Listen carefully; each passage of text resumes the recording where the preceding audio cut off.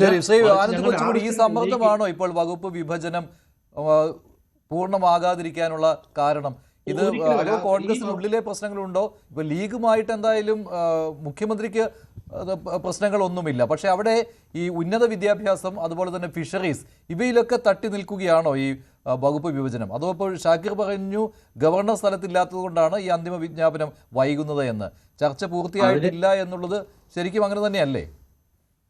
അങ്ങനെ ഒരു സമ്മർദ്ദമോ അങ്ങനെ ഒരു ശരി, ശ്രീ ആനന്ദ് കൊച്ചുകൂടി ഇല്ല. ശരി ആനന്ദ്. അല്ല, എനിക്ക് മനസ്സിലാകാത്തൊരു കാര്യം, എന്തിനാണ് കോൺഗ്രസ് ഇത്ര ധൃതി കൂട്ടി 18-ാം തീയതി തന്നെ സർക്കാർ സത്യപ്രതിജ്ഞ ചെയ്യുന്ന തരത്തിലേക്ക് എത്തിച്ചത്? അത് എല്ലാ കൂടിയാലോചനകൾക്ക് ശേഷം, കാരണം ഇപ്പോൾ വകുപ്പ് വിഭജനം പൂർത്തിയായിട്ടില്ല എന്നുള്ളത് മറ്റൊരു കാര്യമാണ്. അത് ഇനിയും സമയം വേണമെങ്കിൽ എടുക്കാം എന്ന കാര്യം അവിടെ ഇരിക്കുമ്പോൾ തന്നെ ഇപ്പം മന്ത്രിമാരെ പരിഗണിച്ചത് ഉൾപ്പെടെ ഇതിൽ ചില കാര്യങ്ങൾ, അതായത് ഇപ്പോൾ ചാണ്ടി ഉമ്മന് ഓർത്തഡോക്സ് സഭയുടെ പരാതിയുണ്ട്, മാണി സി കാപ്പൻ്റെ പരാതിയുണ്ട്, ലീഗിന് 5-ാം മന്ത്രി എന്നുള്ള വിഷയമുണ്ട്. എന്തുകൊണ്ടാണ് കോൺഗ്രസിന് കുഞ്ഞാലിക്കുട്ടി സാഹിബിന് ഉപമുഖ്യമന്ത്രി സ്ഥാനം കൊടുത്ത് 4 മന്ത്രിസ്ഥാനത്തിൽ ലീഗിനെ പരിമിതപ്പെടുത്താൻ പറ്റാതിരുന്നത് എന്നുള്ള കാര്യമുണ്ട്.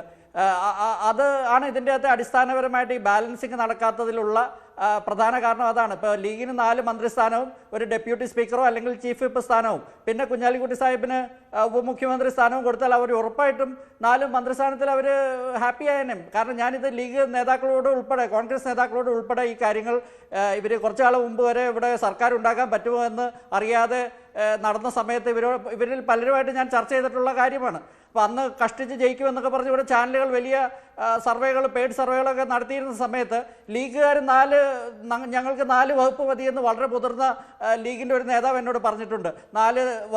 4 മിനിസ്ട്രി കൊണ്ട് ഞങ്ങൾ വളരെ മന്ത്രിമാരെ കൊണ്ട് ഞങ്ങൾ വളരെ തൃപ്തിയാകും 2011 സാഹചര്യം അല്ലെങ്കിൽ എന്ന് പറഞ്ഞ ആൾക്കാരുണ്ട്. പക്ഷേ ഇപ്പോൾ ഒറ്റയടിക്ക് 5 മന്ത്രിമാരെ കൊടുത്തു. അതിനുശേഷം വീണ്ടും വിലപേശൽ നടക്കുകയാണ്. അപ്പോൾ എത്ര പെട്ടെന്നാണ് ഇപ്പോൾ മുഖ്യമന്ത്രിയെ തീരുമാനിക്കാൻ ഇവർക്ക് 11-12 ദിവസം എടുത്തെങ്കിൽ വകുപ്പ് വിഭജനത്തിനും മന്ത്രിമാരെ തീരുമാനിക്കുന്നതിനും 2 ദിവസം അധികം എടുത്തെങ്കിൽ പ്രത്യേകിച്ച് ഒന്നും സംഭവിക്കില്ലായിരുന്നു. ഇവിടെ ആകാശം ഇടിഞ്ഞ് വീഴുമോ? 21-ാം തീയതി വരെ ഉള്ള ഒരു ഘട്ടത്തിൽ എന്തിനാണ് ഇടിപിടിയിൽ നിന്ന് ഈ 18-ാം തീയതി തന്നെ സത്യപ്രതിജ്ഞ ചെയ്തു? അതിലെന്തോ വലിയ ഓപ്റ്റിക്സ് ഉണ്ട് എന്ന തരത്തിൽ എന്തിനാണ് അത് ചെയ്തത്? പിന്നെ ഈ സഖ്യകക്ഷികളുമായിട്ട് ഘടകകക്ഷികളുമായിട്ടുള്ള മന്ത്രിസ്ഥാനങ്ങൾ ഇത്ര വേഗത്തിൽ തീരുമാനിച്ച് ഇപ്പോഴും കല്ലുകടി മാറുന്നില്ല. ചാണ്ടിയുമ്മനെ പോലെ ഒരാളെ ഒതുക്കിയത് എന്തിനാണ് എന്ന് ഇപ്പോഴും മനസ്സിലാകുന്നില്ല. റോജി എം ജോൺ എങ്ങനെ മന്ത്രിസഭയിൽ എത്തി എന്നുള്ളത് മറ്റൊരു വിചിത്രമായ കാര്യമാണ്. ഒരു ഘട്ടത്തിലും റോജിയുടെ പേരോ ജനീഷിൻ്റെ പേരോ ഇല്ലായിരുന്നു. ജനീഷിൻ്റെ പേര് പിന്നെ വന്നത് നമുക്കറിയാം എങ്ങനെയാണ് വന്നതെന്ന്. അപ്പോൾ ഇതുപോലെയുള്ള കാര്യങ്ങൾ, ഇപ്പോൾ ബൽറാമിനെ മാറ്റി നിർത്തിയിട്ടുണ്ട്.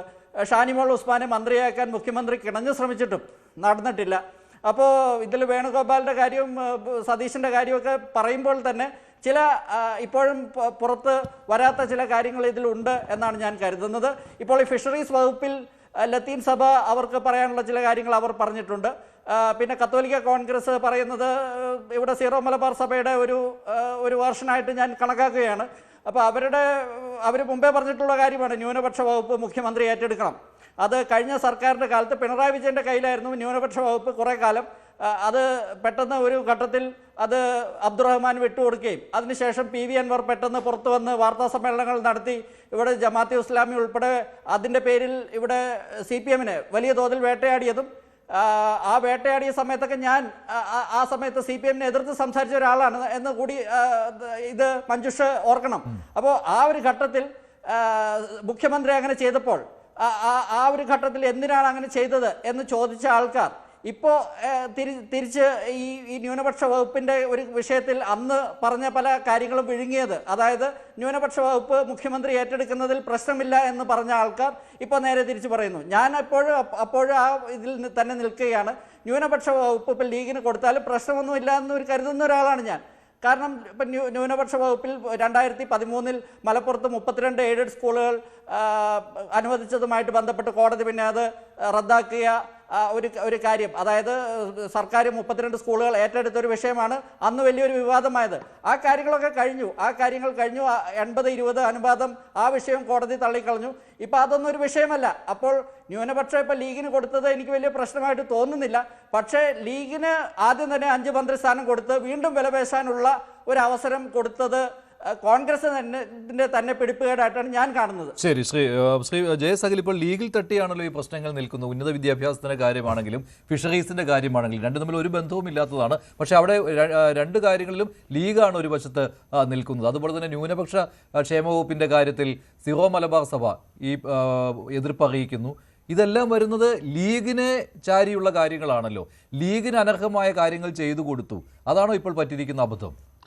അല്ല, ഇത് ഇത്തരത്തിൽ ഈ ലീഗ് എന്തോ വലിയ കുഴപ്പമുള്ള പാർട്ടിയാണെന്നും ലീഗ് എന്തോ വലിയ പ്രശ്നമുള്ള പാർട്ടിയാണെന്നും UDFും ഇതിനകത്ത് ലീഗും കോൺഗ്രസും തമ്മിൽ എന്തോ പ്രശ്നമുണ്ടെന്നും ലീഗിനെ കൂടുതലായി കൺസിഡർ ചെയ്യുന്നു എന്ന് ഇതൊക്കെ ആരാണ്? നിങ്ങളുടെ മാധ്യമ സൃഷ്ടിയും കുറേ ആളുകൾ. ഇത് യഥാർത്ഥത്തിൽ ഈ അജണ്ടയുടെ ക്രിയേറ്റർ ഈ നാട്ടിലെ BJP ആണെന്ന് നിങ്ങൾ ആദ്യം മനസ്സിലാക്കണം. ഈ തെരഞ്ഞെടുപ്പിൻ്റെ റിസൾട്ട് വന്ന് ഈ തെരഞ്ഞെടുപ്പിൻ്റെ ഈ ഗവൺമെൻറ് ഫോം ചെയ്യുന്ന സമയത്ത് സോഷ്യൽ മീഡിയയിൽ BJP കേരളം എന്ന് പറയുന്ന പേജ് നിങ്ങളൊന്ന് പരിശോധിക്കുക. ഏറ്റവും ആദ്യത്തെ അവരുടെ ഫേസ്ബുക്ക് പോസ്റ്റ് എന്താണ്? ഈ പറയുന്നത് പോലെ നമ്മുടെ ലീഗിൻ്റെ തങ്ങള് അദ്ദേഹത്തിൻ്റെ കീഴിലായിട്ട് നമ്മുടെ ACC പ്രസിഡന്റും രാഹുൽ ഗാന്ധിയൊക്കെ പോയി അദ്ദേഹത്തിൻ്റെ കാല് തൊട്ട് വന്നിക്കുന്നു. VD സതീശൻ കസേരയിട്ട് സൈഡിലിരുന്ന് വിശറി വെച്ച് വീശുന്നു. ഈ തരത്തിൽ ലീഗിന് അടിയറവ് വെച്ച പോലെ എന്നൊക്കെ പറഞ്ഞുകൊണ്ട് ഏത് തരത്തിലാണ് ഈ നമ്മുടെ ഈ നാട് ഏറ്റവും നല്ല മതേതരത്വം എന്ത് ആണെന്ന് കണ്ട നാടാണ്. ഏറ്റവും നല്ല സെക്യുലറിസത്തിന് മാതൃകയായിട്ടുള്ള നാടാണ് കേരളം. ഈ കേരളത്തിൽ ഈ വക പണിക്കൊന്നും നിൽക്കുന്നത് ശരിയല്ല. ഈ പറയുന്ന ഇപ്പോൾ നമ്മുടെ സുഹൃത്ത് അദ്ദേഹം ചാനൽ ചർച്ചയിൽ നിന്ന് കത്തോലിക്ക കോൺഗ്രസിന്റെ അദ്ദേഹത്തിന്റെ സംഘടനയുടെ നിലപാട് പറയുന്നുണ്ട്. ഈ പറയുന്ന പോലെ ഓരോ സഭകളും കഴിഞ്ഞ ദിവസം ശിവരി മഠത്തിലെ സ്വാമിമാര് ഈ കോൺഗ്രസിനകത്ത് ഇന്ന സന്തുലിതം വേണമെന്ന് അഭിപ്രായം പറയുന്നുണ്ട്. NSS പറയുന്നു, SNDP പറയുന്നു. ഞാൻ ചോദിക്കട്ടെ, കഴിഞ്ഞ 10 വർഷക്കാലം പിണറായി വിജയൻ ഈ നാട് ഭരിച്ച സമയത്ത് ഇവർക്കൊന്നും ഈ പറയുന്ന പോലെ ഒരു സ്റ്റേറ്റ്മെന്റും പറയേണ്ട കാര്യമില്ലായിരുന്നു. അദ്ദേഹം അല്ലെങ്കിൽ കമ്മ്യൂണിസ്റ്റ് മാർക്സിസ്റ്റ് പാർട്ടി ഭരിക്കുന്ന സമയത്ത് ഇവരൊന്നും എന്തുകൊണ്ട് കത്തോലിക്ക കോൺഗ്രസ് സ്ഥിരമായിട്ട് പറയുന്നുണ്ട്, എന്തുകൊണ്ട് അവർക്കൊന്നും ഈ പറയുന്നത് പോലെ മാളത്തിൽ നിന്ന് പത്തി എടുത്ത് വെളിയിടുന്നത് പോലെ തലയിട്ട് പുറത്തിട്ട് അഭിപ്രായം പറയുന്ന ഒരു സാഹചര്യം എന്തുകൊണ്ട് ഉണ്ടാക്കുന്നു? ഞങ്ങളെ സംബന്ധിച്ചിടത്തോളം മഞ്ജുഷ് അങ്ങനെ പറയുമ്പോൾ അതിന് കീഴടങ്ങുന്നു എന്നതുകൊണ്ടാണ് ഏറ്റവും പ്രധാനപ്പെട്ട കാര്യം. അല്ലാതെ കീഴടങ്ങുന്നു എന്നുള്ളത് അത് ചിലപ്പോൾ എനിക്ക് തോന്നുന്നു ഈ പറയുന്നത് പോലെ കോൺഗ്രസിനെ സംബന്ധിച്ചിടത്തോളം കോൺഗ്രസ് എല്ലാ വിഭാഗം ആളുകളിൽ നിന്നും അഭിപ്രായം സ്വരൂപിക്കുന്ന ഒരു പാർട്ടിയാണ്. കോൺഗ്രസിനകത്ത് കൃത്യമായി നിങ്ങൾ 11 ദിവസം മുഖ്യമന്ത്രി ചർച്ചയുമായി ബന്ധപ്പെട്ടെടുത്തപ്പോൾ നിങ്ങൾ ഉൾപ്പെടെ ഈ മാധ്യമത്തിന്റെ ഫ്ലോറിൽ വന്ന് ഞാൻ ഉൾപ്പെടെ ചർച്ച ചെയ്തതാണ്. എല്ലാ മാധ്യമങ്ങളും ചർച്ച ചെയ്തതാണ്. തമ്മിലൊരു വിഷയമാണ്, രൂക്ഷമാണ്. ഞാൻ അന്നും പറഞ്ഞൊരു വാചകമുണ്ട്, ഏറ്റവും നന്നായി ആലോചിച്ച് ഹൈക്കമാൻഡ് ഒരു തീരുമാനമെടുത്ത് ഏറ്റവും നല്ല മുഖ്യമന്ത്രി കേരളത്തിലെ മുഖ്യമന്ത്രി അധികാരത്തിൽ വരും. അതിന് ആലോചിക്കാൻ സമയമെടുക്കുന്നത് കേരളത്തിലെ ജനങ്ങൾക്ക് നല്ലതിനു വേണ്ടി ആണ് എന്നൊരു അഭിപ്രായം ഞാൻ അന്നേ പറഞ്ഞു. ഞാനൊരു കാര്യം പറയാം, നിങ്ങൾ മാധ്യമ സൃഷ്ടി മൊത്തം എന്തായിരുന്നു? ഈ പറയുന്ന പോലെ ഏറ്റവും നന്നായി സംഘടനാ പ്രവർത്തനം നടത്തുന്ന KC വേണുഗോപാലിനെ ഏതെല്ലാം രീതിയിൽ മോശപ്പെടുത്താൻ കഴിയുമോ അത്രയും. കൂടുതൽ വാർത്തകൾക്ക് News 18 Keralam YouTube channel subscribe ചെയ്യുക.